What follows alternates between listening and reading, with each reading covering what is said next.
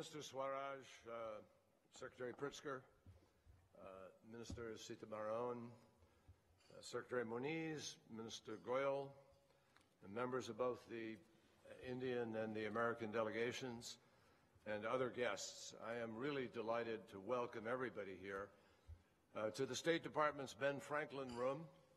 That's Ben back up here on the wall, which was named for a truly unique and accomplished American. Dr. Franklin was many things, including the life of every party that he attended, and his interests and his intellect were global. So I was not surprised to learn that Prime Minister Modi has said publicly that as a child he drew inspiration from reading Franklin's autobiography. And the Prime Minister pointed out that although Franklin was from an ordinary family and did not even complete his formal education, he became a scientist, a social commentator, a diplomat, and a man whose wisdom is still heeded 2 centuries later. And one example of that wisdom is his saying. He had many sayings, but one of them is that energy and persistence conquer all things. And that is an appropriate theme for us today, because through our energy and our persistence, and through our joint efforts over a number of years now, the United States and India are moving ahead on all fronts, politically, economically, culturally, and from the standpoint of security. So, my colleagues, I am really pleased to open our first U.S.-India strategic and commercial dialogue. And we have elevated this commercial component of our dialogue for a simple reason, because in today's era, foreign policy is economic policy, and economic policy is foreign policy. They are 2 sides of the same coin. And so I hope that we're going to take full advantage of the chance that this dialogue affords us to expand our bilateral cooperation. I first visited India more than 2 decades ago when I was a youngish member of the United States Senate. The Cold War was over, and traditional relationships were very much in flux. And I was already committed to the idea that the United States and India could work more closely together and get over the hurdles that existed during the Cold War period.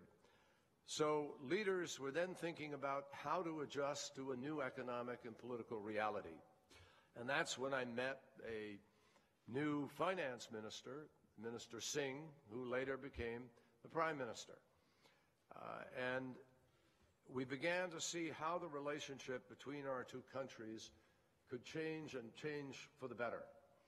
Traveling to Delhi, Mumbai, and Bangalore with executives from high-tech industries, I was struck by India's economic promise, then still in its emerging stage in terms of this modern era, and also struck by its entrepreneurial passion.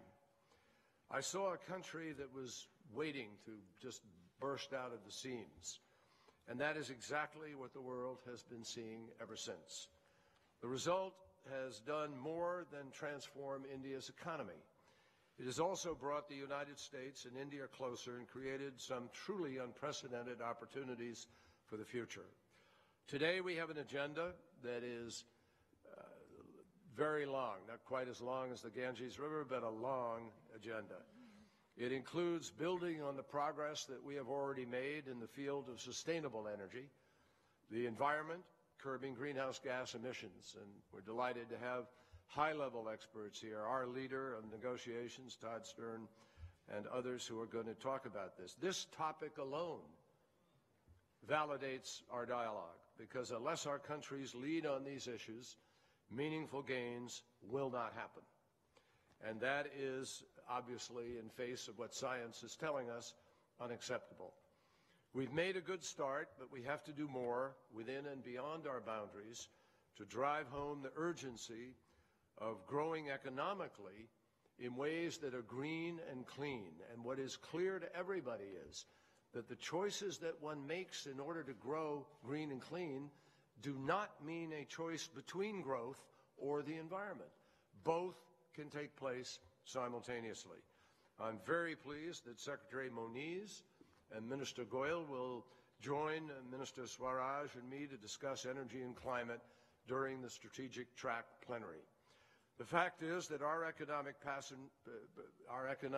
partnership is already growing stronger by the day.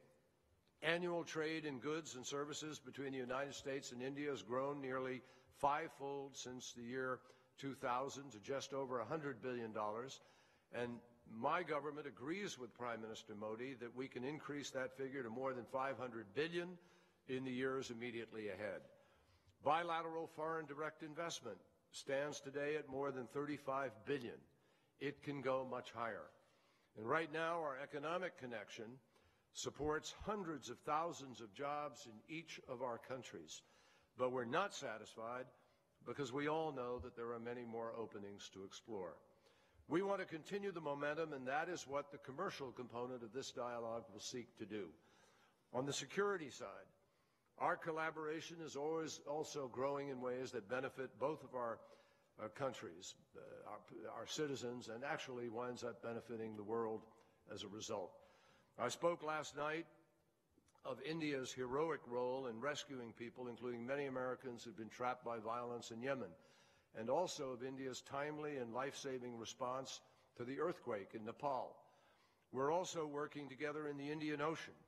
Our joint naval exercise, Malabar, continues to grow in complexity and now includes Japan.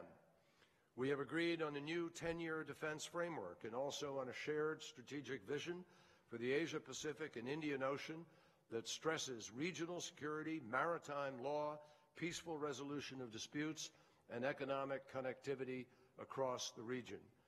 The United States is one of India's largest defense suppliers, and we are partnering to develop and produce advanced defense systems, including through our aircraft carrier working group.